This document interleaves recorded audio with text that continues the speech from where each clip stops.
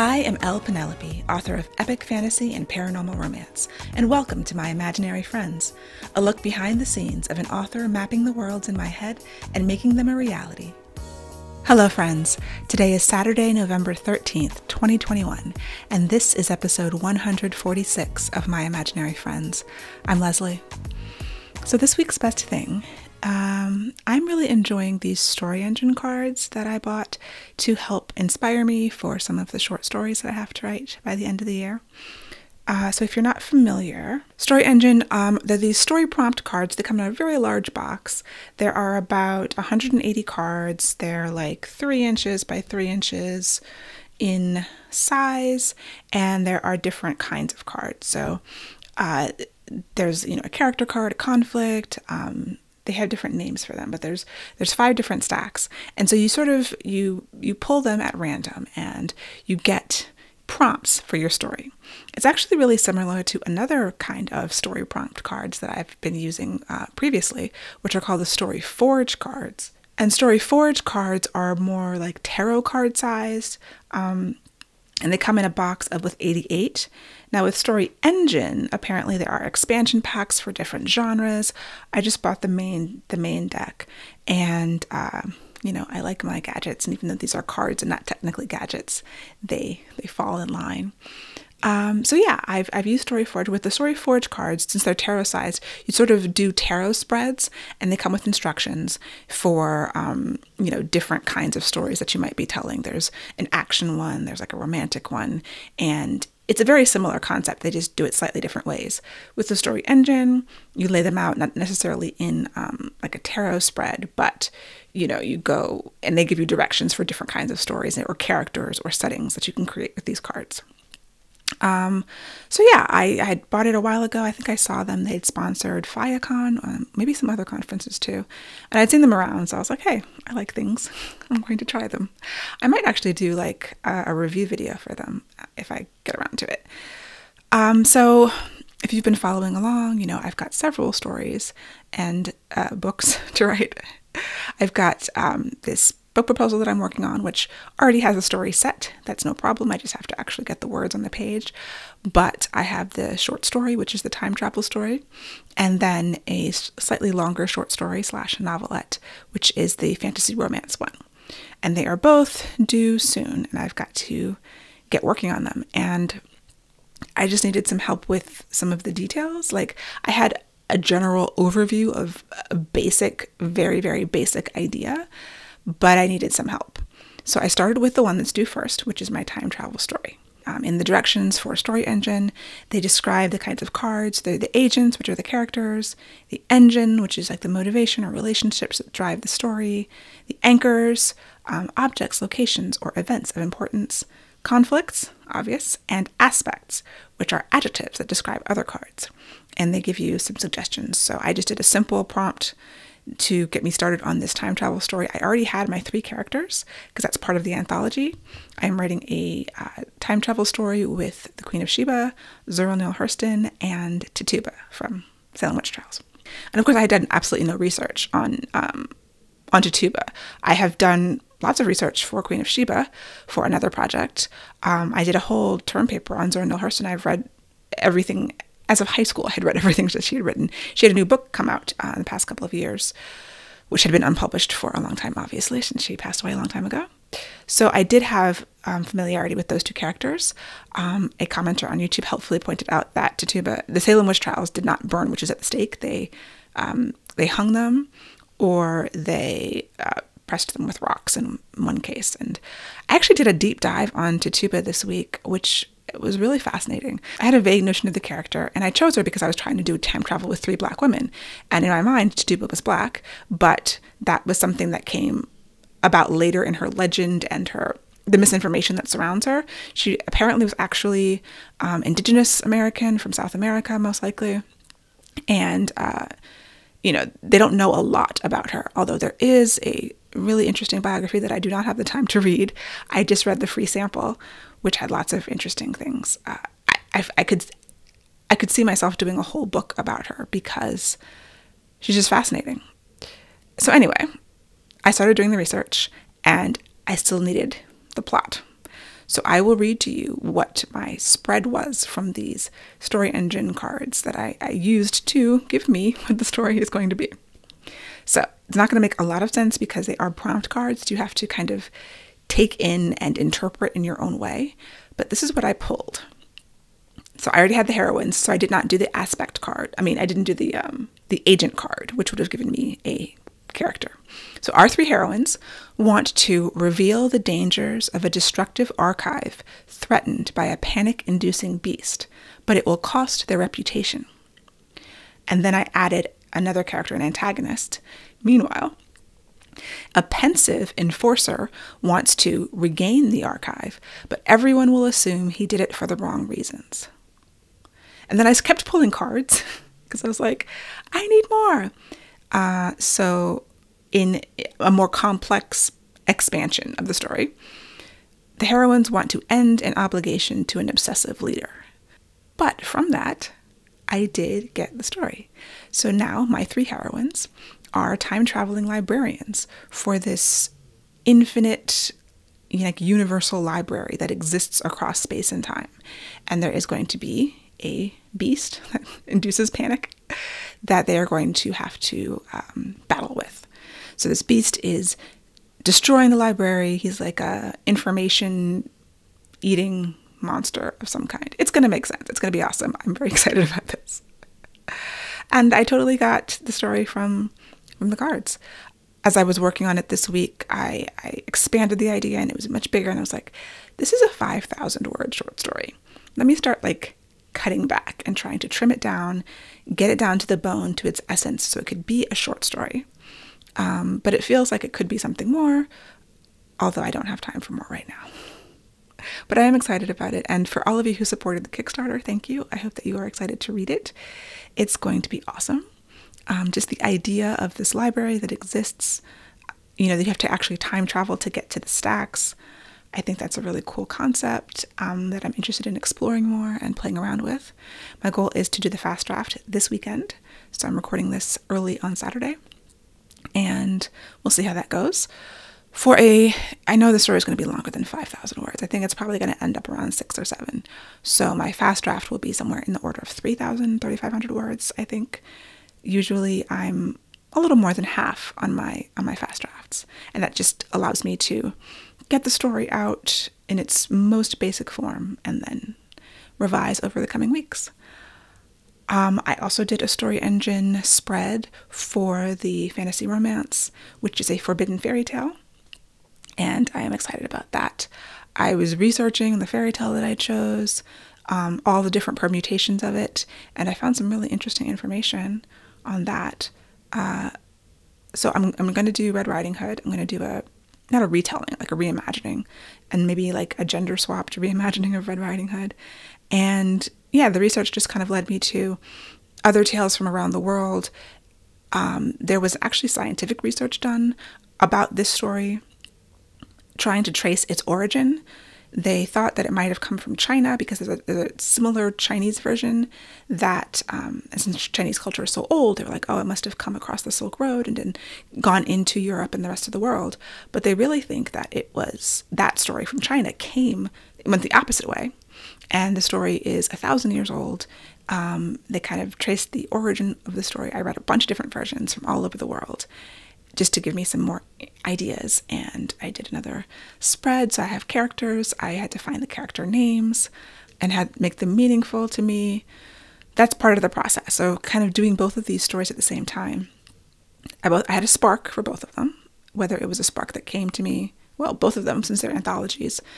The theme of the anthology was the initial spark. With the time travel one, I chose the 3 characters, but I didn't know what they were going to do. With the fantasy romance one, I have a title that I still really like. I think it's going to work, but I didn't have characters or a story. So I did the cards that gave me a grounding, and then from there I started building more. And after that basic grounding, the next thing I do is character names. So time travel, I had the main characters, obviously, but I needed to know the name of the beast.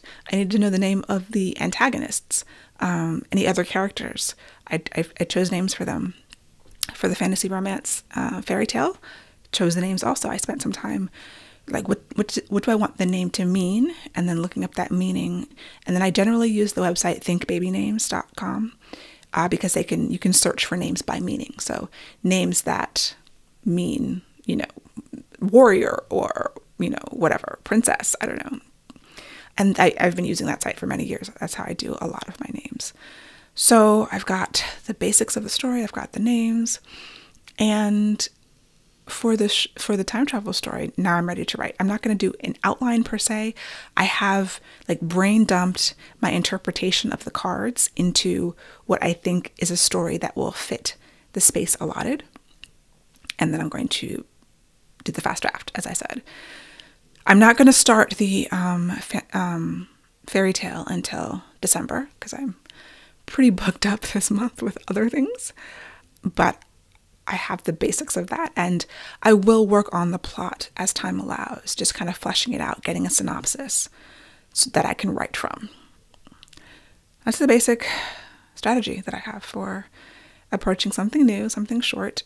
Everything sort of goes hand in hand, so plot, character, building them out, kind of going back and forth between the two. So once I have the character names, that actually helps me a lot to figure out who they are.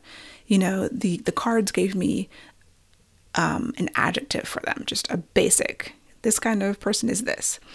And that's starting place too. So with a name and a basic adjective, they start to kind of come alive in my mind.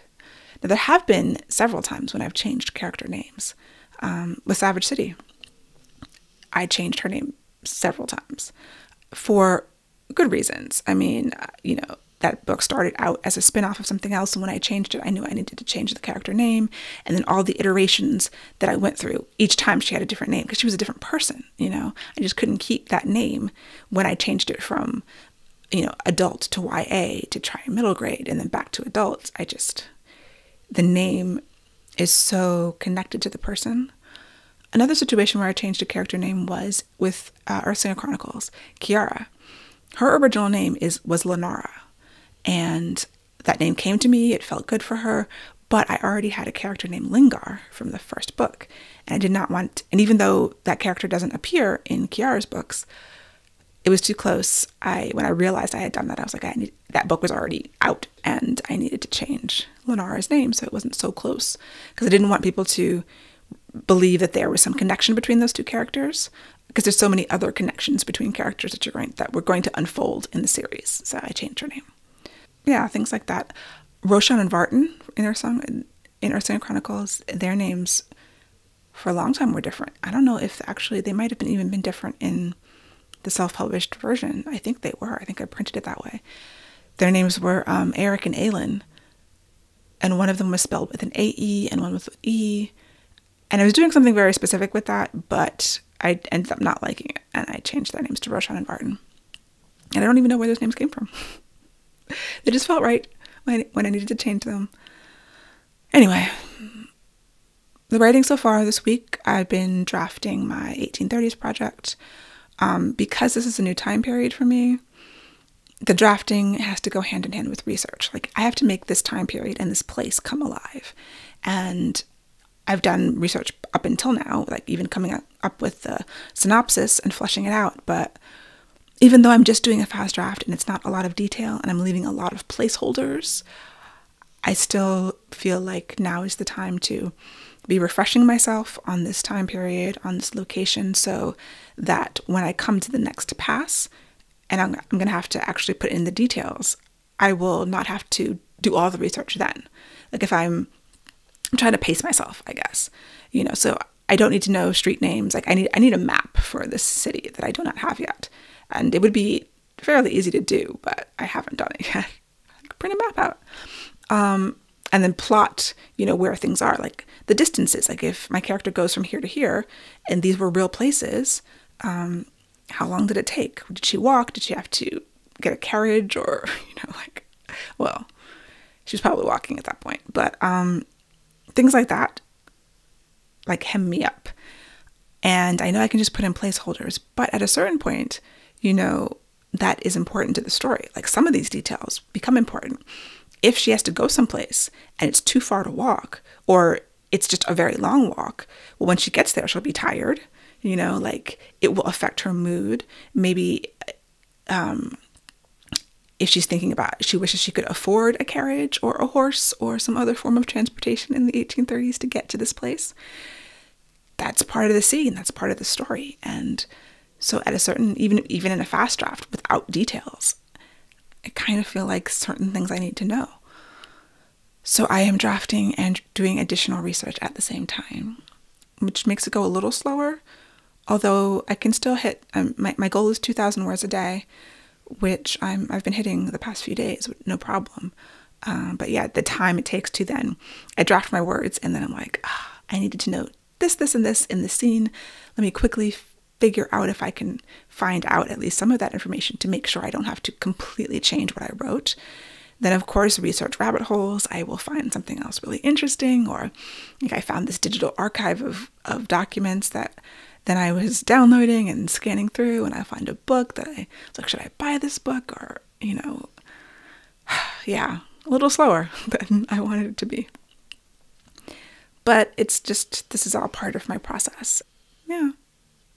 I'm trying to just still find my way into the story. I've got about 5,000 words drafted, and I'm still unsure about voice and even like POV. I've got the character, but I'm doing just a limited third or a close third. What do they call it? Sort of like a generic third person narrator from this character's perspective. So we can go in closer to her thoughts, but it's still third person and still come out and have a, kind of like the camera view. You have wide shots, you have close-ups. But sometimes I think that a more specific perspective might be necessary for the story. A narrator, who is telling the story? Who are they telling it to? Those are things that I think about, and I can write it very generically in kind of the way that I write most things that are third person, which is that close third, deep POV, trying to be in their head, know what their feelings are. That's sort of the modern style of writing. Part of me thinks, should this be a little bit more omniscient? And there's reasons for that in the story, although that is less usual. It's like trying to do an omniscient narrator is harder. It's a little less commercial. It's a little more unusual to read, and making it not feel like head hopping is the challenge of that. And there's very, good examples of omniscient, but I don't know. So it's the beginning. It's a first draft. It's a fast draft. It feels crazy. I'm just writing words. I'm just trying to figure out the basic logistics to make sure everything happens. I'm trying to also feel, the emotions of each scene and how they move together so that I can know that this is what I'm supposed to be writing. And all of the other detail work I know happens in future drafts. But the better groundwork I lay now, the easier those drafts will be. So yeah, still a lot of questions at the beginning of this project. My goal is to write about 20 to 25,000 words, fast draft, then clean them up. And that should be, it'll end up around, if I write 20 to 25,000, it'll end up anywhere between 30 and 40,000, which is definitely 100 pages. I think 30,000 words for me is about 100 pages. And this is like Microsoft Word pages. I know that fast drafts always feel wrong to me, so I'm trying to just trust the process. It always feels like this. I'm doing the thing that I need to do, and it'll work out. I'm just not, I don't think I've sunk into the feeling of the story, like the vibe and the energy of the story, which is always helpful and always makes me feel more connected to it. Yeah, I think that's it. Like I don't feel super connected to it right now, and it might be a perspective, point of view issue, and it might just be fast draft, the research thing, the uncertainty about can I bring this time period and this location to life in the way that I really want to. There's a lot of questions and sort of this like a cloud of nebulousness that I'm under for this project. But yeah, just keep writing, keep drafting every day, hit my goals word count wise, and trust that I will be able to do what I've done in all my other stories with this one too. Announcement. I have the release date for The Monsters We Defy. It will be coming out August 9th, 2022 in the US. I think it will be coming out around that time in the UK as well. Orbit UK is publishing that version. So yeah, that's really exciting. There should be a cover reveal coming up really soon, like maybe this week soon, on the Orbit website. And so stay tuned for that. If you're listening in real time, I will, I'm sure, like retweet and share the cover when it comes out. Really exciting. I'm expecting my copy edits in the next few weeks or so, and that book is like a rocket. It's coming. It's going to be here before you know it, even though August seems like a really long way away, but it's not. Another announcement, the Nash Bridges TV movie, the Nash Bridges revival, what do they call those things? Anyway, my brother is in it. It's a movie about Nash Bridges. I never actually watched Nash Bridges, but I will watch the movie. It comes out November 27th, 2021. It's Thanksgiving weekend, and it's nice to have my brother working and on TV again. So check it out. It's going to be on USA, the USA Network, on November 27th. Very exciting. The trailer is out. I will link to it in the show notes in case you would like to see. You see a glimpse of his face in the trailer, like 2 glimpses of his face. I always like, the only thing I'm here for is Paul. If you are new, my brother Paul James is an actor, and he's in stuff sometimes. So he's been working consistently since he graduated from college many years ago, and I always like to support him. So come join. It should be fun. And that's it for me for this week. My goals for the week, write all the words. Draft my 2,000 words a day. That's 5 days a week. Get this short story going and continue planning the other future works that I have coming up, and continue to pace myself so that I can do all of these things and not burn out. I don't feel like I'm in danger of that right now, but things shift and change, and if I'm not careful, I can overwork myself and be in a bad place. I have an event coming up on November 22nd with Nicole Glover to celebrate her book release. The first one, The Undertakers, I really enjoyed, and I've got the arc of the new one. No, the first one was called The Conductors, and the new one is The Undertakers, and I will be talking to her and helping her celebrate that. So link in the show notes for that too, if you're in real time, and yeah, I'll talk to you next week. For episode show notes and to sign up for the Footnotes newsletter and get the show notes in your inbox, go to myimaginaryfriendsshow.com. Subscribe wherever you get your podcasts and check out the video episodes on YouTube. I would really appreciate a rating or review to help support the show. And My Imaginary Friends is part of the Frolic Podcast Network. For more fantastic podcasts, go to frolic.media/podcasts.